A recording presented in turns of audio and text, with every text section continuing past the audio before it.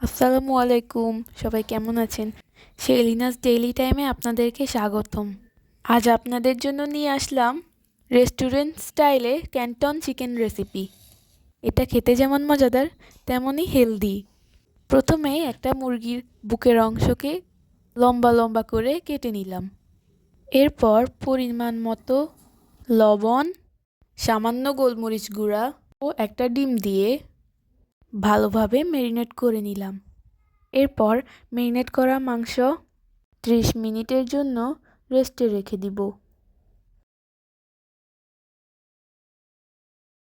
এই পর্যায়ে একটা গাজর লম্বা করে কেটে নিলাম।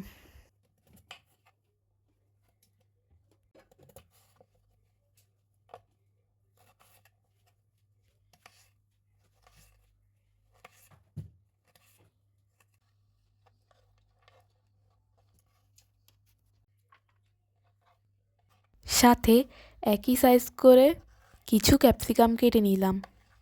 আমি এখানে সবুজ, লাল এবং হলুদ 3 রঙের ক্যাপসিকাম ব্যবহার করেছি। আপনারা চাইলে এই সবজির সাথে মাশরুমও ব্যবহার করতে পারেন।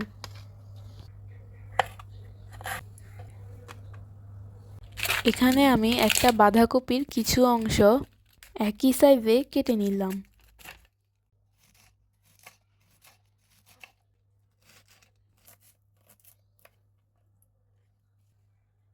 সব সবজি কাটা শেষে চুলায় একটা প্যান বসিয়ে সামান্য পরিমাণ তেল দিয়ে দিব।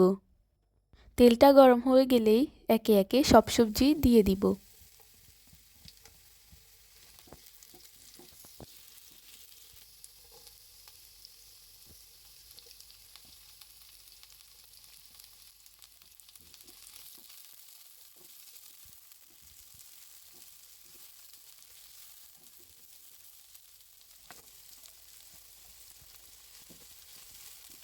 এবার পরিমাণ মতো লবণ, হাফ চা চামচ গোলমরিচ গুঁড়া দিয়ে 1 মিনিট সতে করে নেব। এই রেসিপির বিশেষত্ব হচ্ছে সবজিগুলোকে নরম না করে ক্রাঞ্চি রাখতে হবে।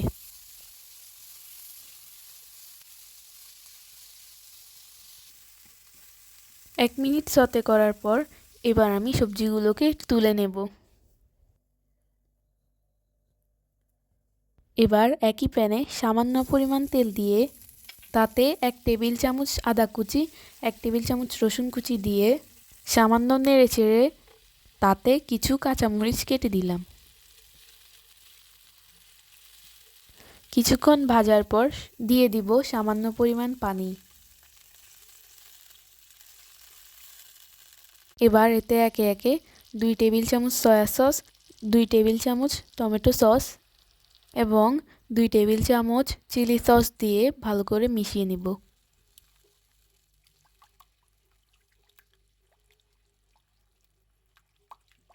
এবার সসটাকে ঘন করার জন্য 1 চা চামচ কর্নফ্লাওয়ার পানিতে মিশিয়ে দিয়ে দিব।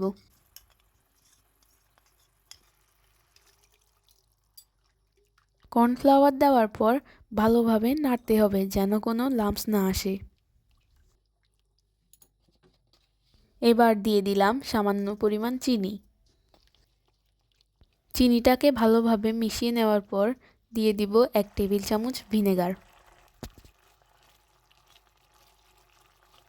সসের কালারটা যখন চকচকে হয়ে যাবে তখন নামিয়ে নিব। এবার চিকেনগুলোকে ডিমের মিশ্রণ থেকে উঠিয়ে 2 টেবিল চামচ কর্নফ্লাওয়ার দিয়ে ভালোভাবে মেখে নিব। এবার চিকেনগুলোকে ডিপ ফ্রাই করে নিব।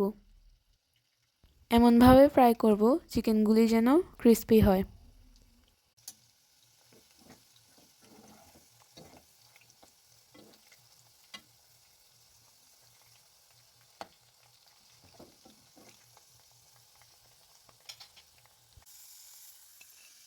আমার সবগুলো চিকেনই ভাজা শেষ।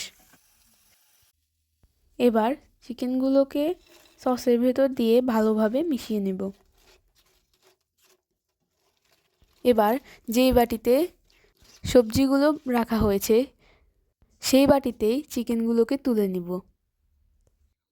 তৈরি হয়ে গেল আমার ক্যান্টন চিকেন। এটা ফ্রাইড রাইসের সাথে খেতেই বেশি ভালো লাগে। চাইলে কেউ সাদা ভাতের সাথেও খেতে পারে। তো আজ এই পর্যন্তই।